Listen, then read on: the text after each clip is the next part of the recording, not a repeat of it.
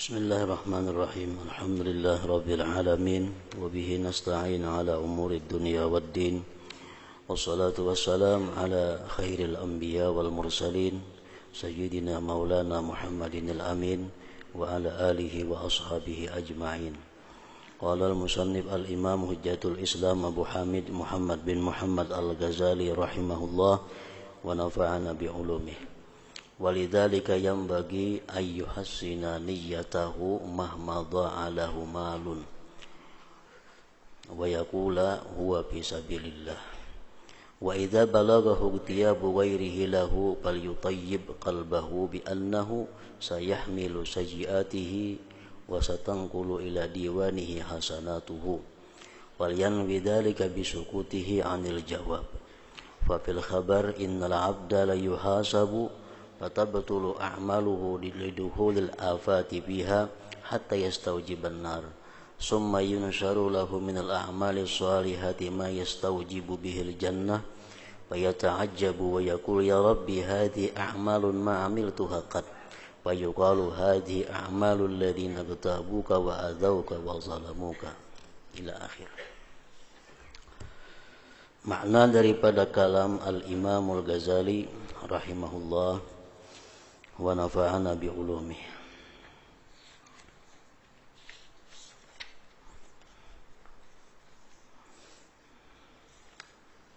Karena itulah semestinya bahwa ia membaguskan niatnya manakala hilang hartanya. Orang yang kehilangan harta, baik diambil maling atau tercicir di suatu tempat sehingga kehilangan hartanya, orang tersebut alangkah baiknya dia berkata itu di jalan Allah. Artinya harta yang tercicir tadi dijadikan fi sabilillah.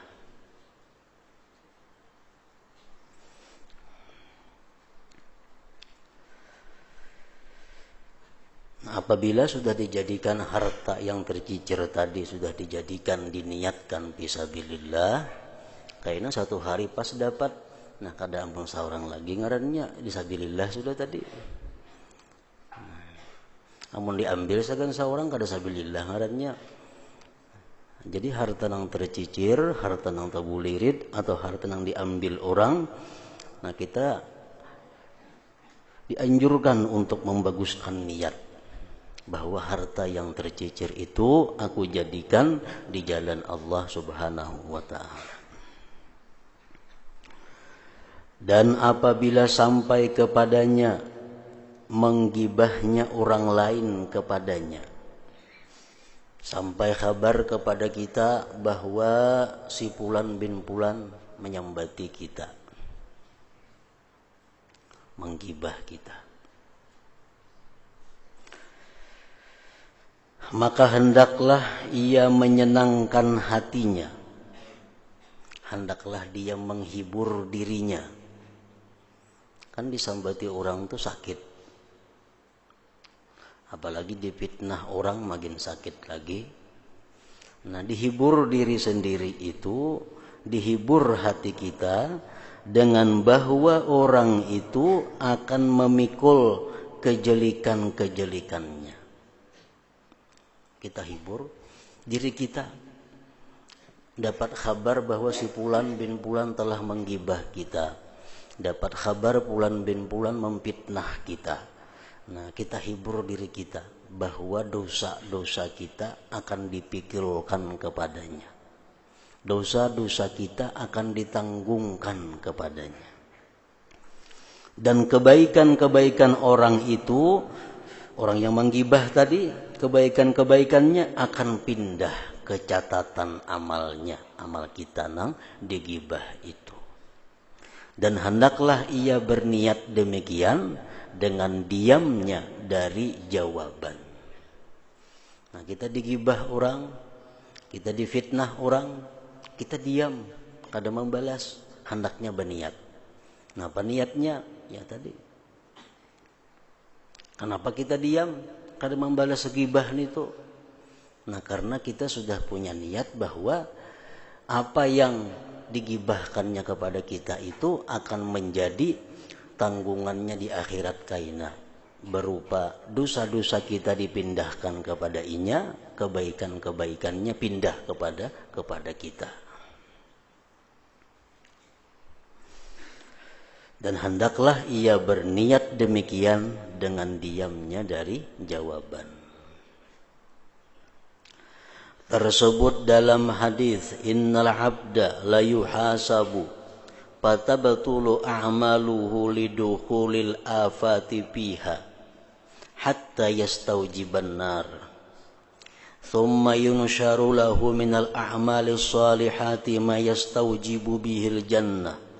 ويتعجب ويقول يا ربي هذه أعمال ما عملتها قط فيقال هذه أعمال الذين اغتابوك وآذوك وظلموك.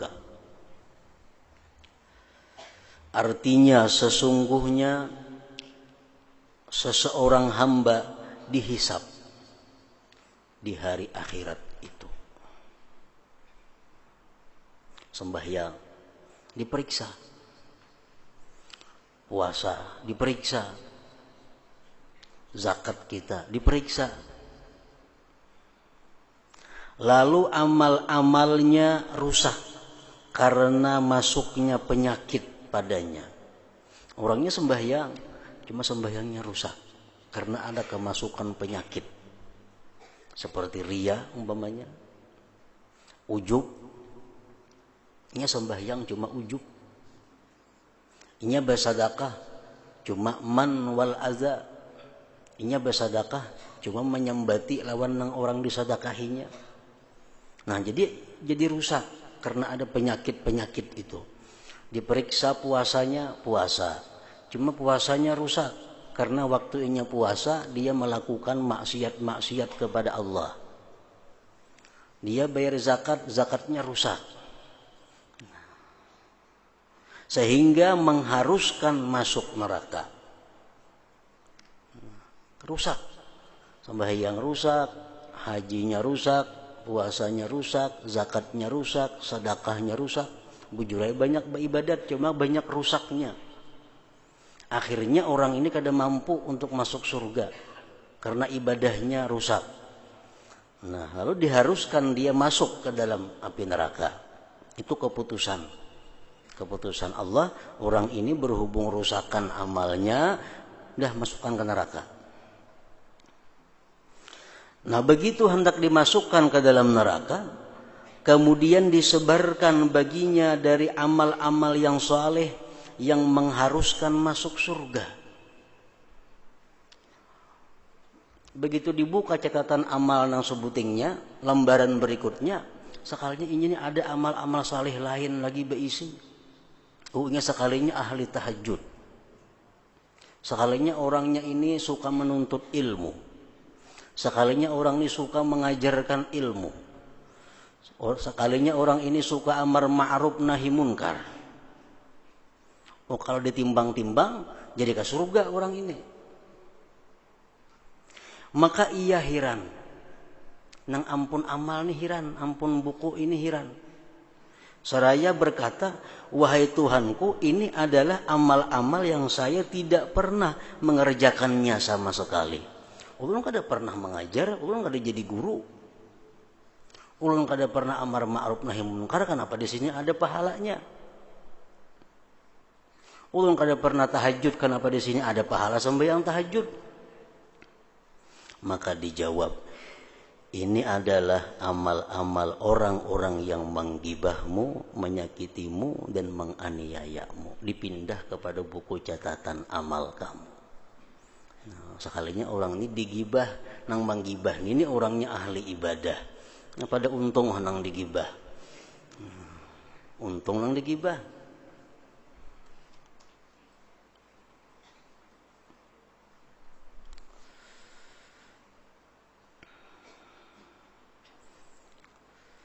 Nah, jadi hendaknya apabila sampai kepada kita berita-berita, kabar-kabar bahwa orang menyembati kita, orang menggibah kita, kada perlu dilayani. Ada perlu dijawab, ada perlu disanggah, didengarakan aja. Ini menghabiskan kunciannya ampe hamang gibah. Namun kita macam itu, kayaknya amal kebaikannya pindah kepada kita, amal buruk kita pindah kepada catatan amalnya di akhirat kayaknya. Nah sebaliknya macam itu juga. Di akhirat umpamanya, kita periksa catatan amal kita, di situ ada minum arak. Maka kita kada suah minum arak. Kenapa ada dosa minum arak? Di situ ada catatan dalam buku itu bahwa kita memakai emas laki-laki nih. Maka tidak ada pernah emas, kenapa ada? Oh sekarangnya kita menggibah orang nang minum arak, menggibah orang nang memakai emas, dosanya tak pindah kepada kita. Nah jadi hiburlah, tenangkanlah diri kita yang merasa digibah dengan demikian tadi. Dan dalam sebuah hadis disebutkan, innal abda la yuwafi yaumal qiyamah bihasanati amsalil jibal law khalasat lahu ladakhalal jannah fayati wa qad zalama hadza wa syatama hadza wa daraba hadza fayuqtassu li hadza min hasanatihi ولهذا من حسناته حتى لا يبقى له حسنة فتقول الملائكة قد فنيت حسنته وبقي طالبون فيقول الله ألقوا عليه من سيئاتهم ثم سقوا له سقا إلى النار. Artinya sesungguhnya hamba itu kelak didatangkan pada hari kiamat dengan amal kebaikan seperti gunung-gunung. Amal haji, amal umrah, amal sedekah, amal macam-macam. Yang seandainya murni baginya, niscaya ia masuk surga. Seandainya amal-amal kita ini kada bermasalah, kita bisa masuk surga. Karena banyak berisi amal kebaikan. Pemuasa ada lawan inya, tahajud ada lawan inya, sosialnya ada lawan inya. Semuaan lengkap. Lalu ia datang di mana ia telah menganiaya orang ini. Tapi dalam dunia ia pernah menzalim orang, belum sempat minta halal, mati. Mencaci orang, menggibah orang, belum sempat minta maaf, minta ridha, mati. Dan memukul orang ini. Maka diambil untuk orang ini dari amal kebaikannya, dan untuk orang ini dari amal kebaikannya, sehingga tidak tersisa amal kebaikan baginya. Habis dibayarkan hutang kebanyakan. Para malaikat berkata, ujar malaikat, telah habis amal kebaikannya dan masih tersisa orang-orang yang menuntut. Amal sudah habis, ya Allah dibayarkan lah. Maka banyak lagi antrian yang menuntut si din ini. Maka Allah Ta'ala berfirman, limparkan atasnya dari kejelikan-kejelikan mereka. Sudah habis bebayar kita kada cukup, dosa orang kita tanggung. Kemudian hantamkanlah kepadanya dengan hantaman ke neraka. Akhirnya dia didorong sehingga masuk ke dalam api neraka. Karena habis modal, takakat.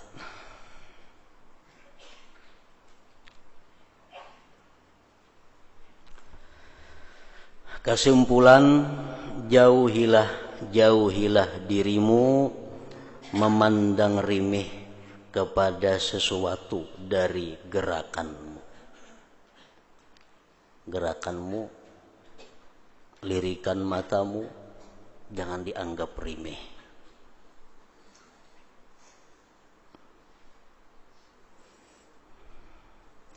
Bila dianggap remeh, gerakan-gerakan kita, dianggap inting tingkah laku kita, niscaya kamu tidak akan dapat menjaga diri dari tipu dayanya dan kejahatannya,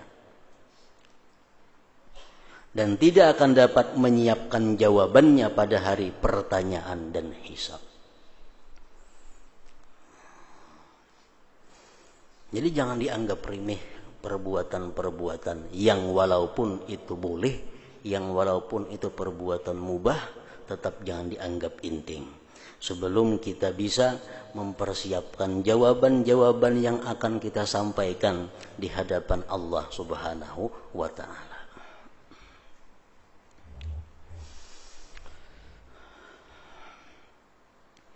Para ulama-ulama terdahulu mengajarkan kepada kita tentang pekerjaan kita sehari-hari. Mereka mengajarkan kepada kita bagaimana caranya supaya dalam hal kita berpakaian dan seumpamanya kita bisa mempertanggungjawabkan di hadirat Allah Subhanahu wa ta'ala. Setiap hari kita pasti berpakaian. Pasti berpakaian. Nah, berpakaian itu supaya jadi baik, supaya jadi manfaat di dunia dan akhirat, mesti diniatkan imtithala amrillah, menjunjung perintah Allah, fi satril aurati, pada menutup aurat. Allah menyuruh menutup aurat. Jadi kita menutup berpakaian. Niat kita apa? Pertama, menjunjung perintah Allah dalam menutupi aurat kita.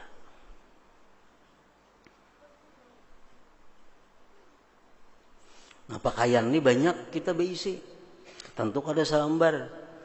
Ada pakaian yang baik, ada pakaian yang kurang baik. Ada pakaian yang bagus, ada pakaian yang biasa. Nah, kadang-kadang kita hendak ambil pakaian yang paling baik. Nah, kenapa garang maka ambil pakaian yang paling baik dalam lemari? Kadang ambil pakaian yang biasa. Nah, itu akan ditanya oleh Allah Subhanahu wa ta'ala. Nah, jadi para ulama mengajarkan kepada kita, wa idza akhadha ajmala thiyabihi falyanwi idhara syukri wal jamal. Apabila kita mengambil pakaian yang baik, maka niatkanlah di dalam hatimu untuk menampakkan syukur dan menampakkan keelokan.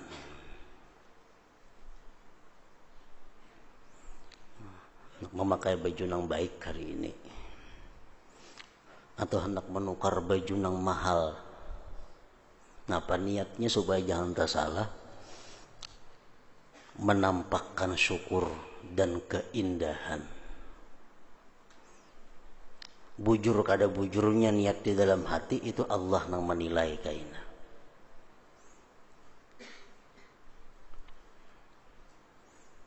Ambil pakaian yang baik, niat kita apa? Supaya indah, supaya baik, supaya elok, dan menampakkan syukur kepada Allah. Rasulullah sallallahu alaihi wasallam bersabda, "Innallaha yuhibbu ayyura atharu ni'matihi 'ala 'abdihi." Allah Ta'ala itu suka bahwa dilihat bekas nikmatnya atas hambanya. Kalau kita bisi duit salam hari tahulah orang. Kadangnya tahu orang, mau disimpan dalam kamar duitnya. Nah, Allah kada katuju nikmat itu kada kelihatan orang. Kalau kita tukarakan pakaian yang baik, perhiasan yang baik, nikmat Allah jadi kelihatan pada diri kita. Nah, Allah katuju nikmat itu dilihat orang. Nah, jadi kita memakai pakaian yang bagus-bagus itu niatnya apa? Supaya dilihat orang, nikmat Allah ini ada padaku. Itu namanya izharus syukri, menampakkan syukur.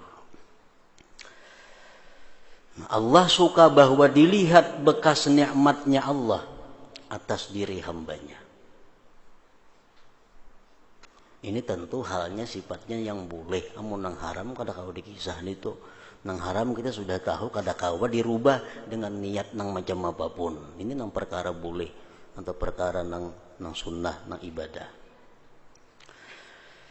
Nah, jadi niat kita menampakkan syukur dan keelokan. Rasulullah bersabda, "Innallah jamil yuhibbul jamal." Allah Ta'ala itu elok dan Allah suka akan yang elok-elok. Suka akan yang indah-indah. Nah, jadi kada salah Kita nukar baju nang larang, nukar apa kan nang larang, memakai apa kan nang larang. Asal niat kita bujur-bujur, bahwa itu semata-mata untuk menampakkan syukur agar nikmat Allah dilihat pada diriku dan menampakkan keelokan karena Allah suka dengan yang elok.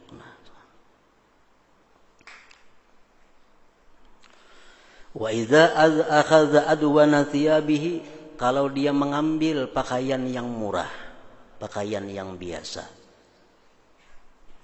Ini banyak pakaian biasa yang biasa ada, yang baik ada. Kenapa anak menjuhud pakaian yang biasa-biasa aja?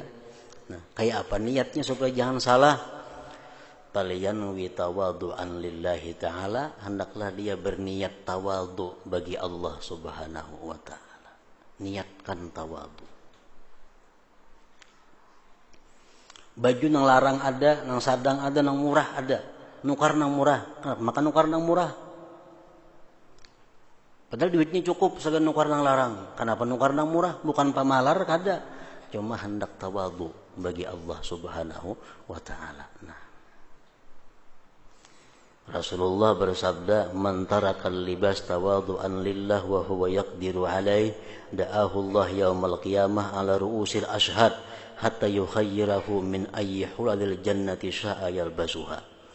Ujar Nabi kita, siapa meninggalkan pakaian-pakaian elok, meninggalkan pakaian-pakaian mewah karena tawadhu lawan Allah, padahal dia mampu untuk membeli yang elok-elok itu, dia mampu membeli yang mewah-mewah itu, tapi kada mau semata-mata karena tawadhu, di akhirat kaina Allah panggil dia di hadapan para saksi-saksi dan Allah berikan dia pilihan dari pakaian-pakaian surga apa yang dia ingin pakai.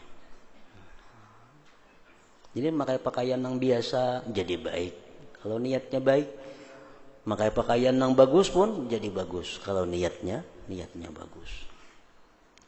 Nang kada baik itu kita nukar pakaian nang larang, memakai pakaian nang larang supaya harap pada orang. Nah itu nang kada bagus. Supaya kada ada saingan. Nah itu kada boleh. Padahal berpakaian itu baik, berpakaian itu boleh. Cuma karena niatnya hendak bagak tadi, niatnya hendak jangan disamai orang. Mun aku nukar nang 1,5 juta, orang banyak aja nang kawan nukar. Mun aku nukar nang 10 juta, orang kada kawannya nukar, nah itu nang kutukar. Nukar pakaian nih. Nah itu iya nang jar Nabi kita, man labisa sauba syuhratin albasahullah yaumal qiyamah sauba madzallatin summa yaltahibu fihi ila pinnar. Siapa-siapa yang memakai pakaian untuk kemasyhuran, memakai pakaian untuk maharati pada orang, memakai pakaian supaya dianggap orang inya itu sugih, memakai pakaian supaya dianggap inya itu macam-macam. Nah kayaknya di hari kiamat Allah pakaiani dia pakaian kehinaan yang bernyala api padanya di dalam api neraka. Jadi para ulama mengatakan wa man labisa siyab ala niyyati riya'in wa kibrin fayu'aqabu alaihi. Siapa memakai pakaian dengan niat riya, memakai pakaian dengan niat riya dan sombong, maka dia akan disiksa atasnya. Nah, karena niatnya. Padahal pakaiannya boleh-boleh aja, pakaiannya mubah aja, cuma karena niatnya tadi bagak, niatnya hendak melebihi pada orang, niatnya hendak dipuji orang dengan pakaian itu, akhirnya dia disiksa di hari kiamat. Nah jadi pakaian ini kadang-kadang dianggap inting. Kenapa? Karena kita sehari-hari berpakaian. Mun saben hari niatnya salah, dosa di situ juga saling banyakan sudah.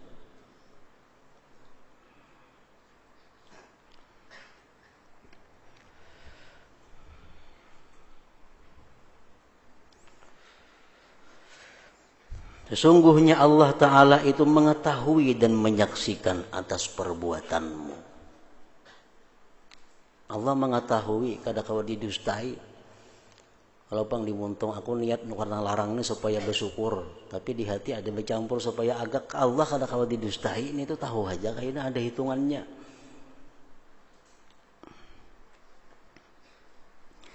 Ma yalfidhu min qaulin illa ladaihi raqibun atid. artinya tiada suatu ucapan yang diucapkannya,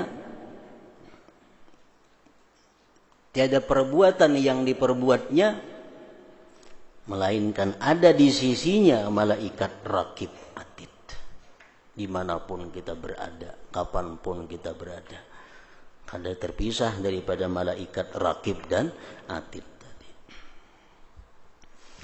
Sebagian orang salaf berkata, saya menulis suatu surat dan saya bermaksud menaburkan debu kepada surat itu dari dinding tetanggaku. Lalu saya merasa berdosa. Kemudian saya berkata, debu, dan apa arti debu? Ini mengambil debu tetangganya. Debu tetangga diambil. Karena merasa asa kada berdosa, nah apa ada gunanya, apa ada manfaatnya debu nito. Lalu saya taburkan debu itu kepadanya. Maka Hatib suara tanpa terlihat orangnya bersuara kepadaku. Akan tahu orang yang meremehkan debu tetangganya sesuatu yang ia akan menjumpainya besok dari buruknya hisab.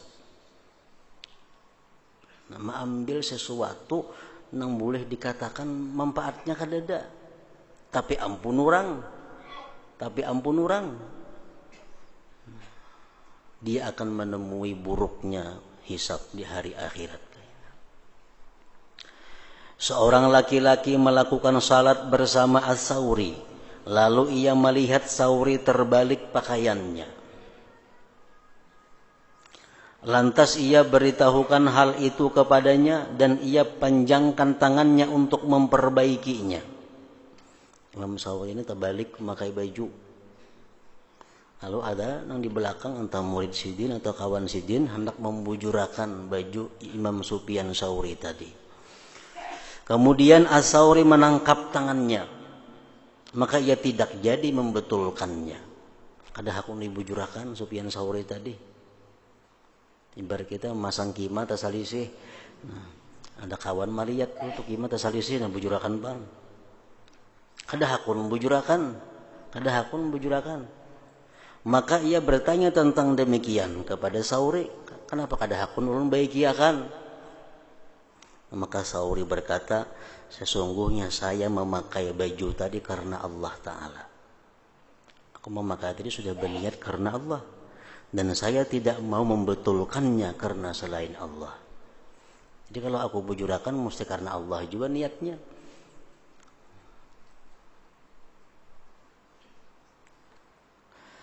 Al-Hasan berkata, sesungguhnya seorang laki-laki bergantung dengan laki-laki lain pada hari kiamat. Ada seseorang berpiruhut lawan seseorang lainnya di hari kiamat kayaknya berpiruhut. Lalu ia berkata, di antara aku dan kamu adalah Allah, ujarnya. Maka laki-laki yang menjadi tempat bergantung berkata, demi Allah, saya tidak mengenalmu. Tapi yang berpiruhut lawan aku, ada patuh lawan ikam ini. Laki-laki yang bergantung tadi berkata, tentu yang ada patuh lawan aku. Kamu telah mengambil sebuah batu bata dari timbukku dan kamu telah mengambil sehelai benang dari pakaianku. Ada terasa. Maka ini dan contoh-contoh yang seperti ini dari kabar-kabar adalah memutung hati-hati orang-orang yang takut. Jangankan banyak yang kita ambil ampun orang, sehelai benang pun akan dipiruhutinya di hari kiamat kaina. Kalau kamu termasuk orang-orang yang mempunyai cita-cita yang teguh dan akal pikiran yang tidak termasuk orang yang tertipu, maka perhatikanlah dirimu dan telitilah hisab atas dirimu sebelum kamu diteliti. Siapkan jawaban-jawaban kita sebelum kita ditanya oleh Allah Subhanahu wa taala. Macam ulangan juga, emang sudah siap di rumah jawaban-jawaban, begitu sampai saatnya ulangan jadi mudah. Mau kadang mempersiapkan jawabannya ya kayak itu kina. Dan intiplah hal ihwalmu dan janganlah kamu diam dan janganlah kamu bergerak selama tidak kamu pikirkan mula-mula bahwasanya mengapa kamu bergerak. Ikam hendak berjalan ke sana, kenapa garang tujuannya? Ikam kada tulak ke sana, kenapa garang sebabnya? Apa yang kamu maksud? Apa yang kamu peroleh dengannya dari dunia? Apa yang menghilangkanmu dari akhirat? Amun aku tolak ke situ, untungnya dunia ada, parut kanyang umpamanya. Tapi bahaya akhiratnya ada. Nah, ditimbang mana untungnya, mana ruginya. Dan apakah kamu menangkan dunia atas akhirat? Tergantung kitanya. Walhasil sebelum kita melangkah, sebelum kita tidak melangkah, kita mesti sudah tahu apa sebabnya, karena apa. Apabila kamu mengetahui bahwa tidak ada pendorong kecuali untuk agama, maka laksanakanlah cita-citamu dan apa yang terlintas dalam hatimu. Kalau tidak, maka tahanlah. Yang kita kehendaki ini, bila dorongannya adalah masalah agama, bila dorongannya ini menguntungkan akhirat, laksanakanlah. Bila kada, tahanlah. Kemudian intailah juga hatimu di waktu kamu menahan dan mencegah. Ditawari orang kada hendak, itu pun mesti diintai. Karena sesungguhnya meninggalkan perbuatan adalah suatu perbuatan. Meninggalkan berbuat adalah satu perbuatan. Dan tidak boleh tidak baginya dari niat yang benar. Kita melakukan sesuatu ada niat yang bagus, kita tidak melakukan sesuatu pun ada niat yang bagus juga.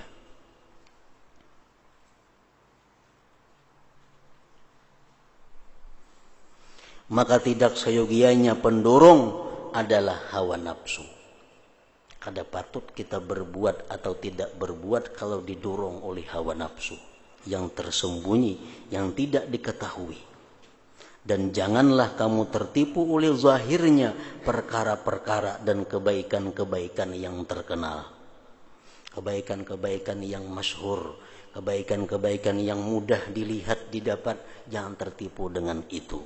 Karena mungkin di dalamnya tersimpan gerakan-gerakan hawa nafsu yang menggerakkan itu kebaikan.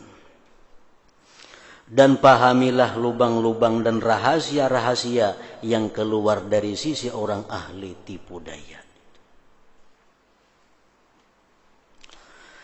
Telah diriwayatkan dari Nabi Zakaria alaihi salam bahwa beliau bekerja membuat dinding dari tanah liat.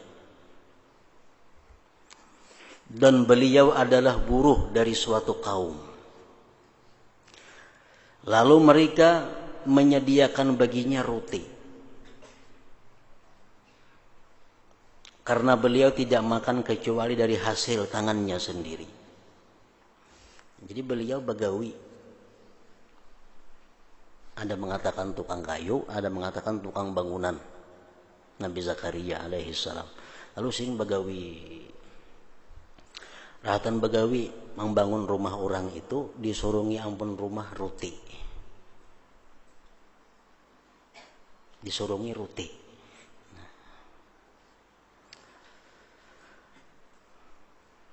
Lalu suatu kaum masuk kepadanya. Rahatan sidin makan roti, datang ada beberapa orang mendatangi Nabi Zakaria. Lantas beliau tidak mengajak mereka kepada makanan. Yang datang tadi kata ditawari sidin makanan, kada. Sidin makan aja roti ini tuh, minum makan roti. Kada bertawaran lawan yang datang tadi. Sehingga beliau selesai. Maka mereka heran daripada yang demikian, karena mereka tahu kezuhudan dan dermawannya. Heran, kenapa Nabi Zakaria kayak ini? Pada orangnya dermawan, kenapa makan kada bertawaran? Dan mereka menduga bahwa kebaikan itu pada mencari pertolongan pada makanan. Padahal menawari orang makanan itu baik. Makanan nah itu baik kan itu. Kenapa Nabi Zakaria kada bertawaran makan roti tadi? Maka Nabi Zakaria alaihissalam bersabda, sesungguhnya aku bekerja bagi suatu kaum dengan upah. Aku disini membangunkan rumah orang ini berupah. Dan mereka menyediakan bagiku roti agar aku memperoleh kekuatan dengannya atas pekerjaanku. Mereka memberi roti supaya aku kuat bagawi. Maka jikalau kamu makan bersamaku, mun kau tawari ikam roti, ikam hakun makan, maka roti itu tidak mencukupimu dan tidak mencukupiku. Mun ikam ku tawari makan, ikam umpat, aku kada kanyang, ikam kada kanyang. Dan aku lemah dari mengerjakan pekerjaan mereka.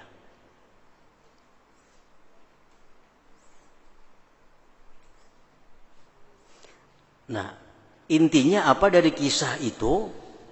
Maka orang yang berpenglihatan hati, begitulah memperhatikan pada batin-batin dengan nur Allah. Padahal menawari makanan satu kebaikan. Sesungguhnya kelemahan beliau dari bekerja adalah kekurangan dalam melaksanakan kewajiban. Dan meninggalkan ajakan kepada makanan adalah kekurangan dalam mengerjakan keutamaan. Kalau gisin kota wari ikam makanan roti ini bersama aku, ikam hakun, aku kada kanyang, aku jadi lemah bekerja, aku berdosa. Lemah awak menggawiakan rumah orang. Aku berarti berbuat dosa. Menyempurnakan gawian dengan sebaik-baiknya itu kewajibanku. Menawari ikam makan itu urusan nang sunat. Mana baiknya ditarusakan? Tentu baik menarusakan nang wajib. Dan tidak ada hukum bagi perbuatan utama beserta perbuatan wajib. Sesuatu nang wajib kada kawa dikalahkan dengan perbuatan apapun. Nah ini contoh bahwa Sidin kada hendak berbuat nang sia-sia. Kada hendak berbuat sesuatu nang walaupun pada zahirnya baik, tapi dampaknya, pengaruhnya membawa kepada lemahnya awak untuk mengerjakan bangunan. Nah itu merupakan kewajiban Sidin. Nah ini artinya perkara yang penuh dengan tipu daya. Ini perkara yang penuh dengan kehati-hatian. Bila kurang melihat dengan cahaya Allah, ya kayak tadi. Yang penting tawari kawan dulu makanan, roti. Biar kanya nggak kada kah. Nah karena kada nawari kada baik, padahal itu adalah salah. Kita menawari perbuatan yang sunat, tapi menyempurnakan gawian orang perbuatan yang wajib. Sebagian mereka berkata, saya masuk menghadap Sufyan. Bailang kepada Sufyan, dan ia sedang makan. Sufyan sedang makan. Maka ia tidak berbicara denganku. Hira-hirannya kada apalagi menawari. Sehingga ia menjilati jari-jarinya sampai tuntung makan. Kemudian ia berkata, ujar Sufyan Tsauri, jikalau tidak bahwa saya mengambilnya dengan berhutang, niscaya saya suka bahwa kamu makan bersamaku. Aku gesini karena sini berhutang juga. Jadi karena makanan ini berhutang kayak pendak menawari ikam.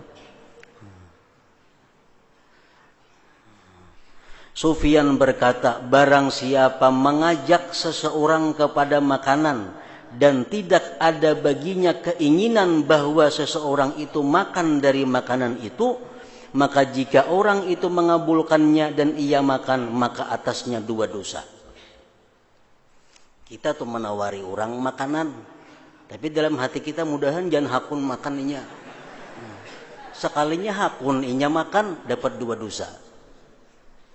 Dapat dua dosa. Jadi kada kau basa-basi menawari orang itu. Barang siapa mengajak kepada seseorang kepada makanan dan tidak ada baginya keinginan bahwa seseorang itu makan dari makanan itu,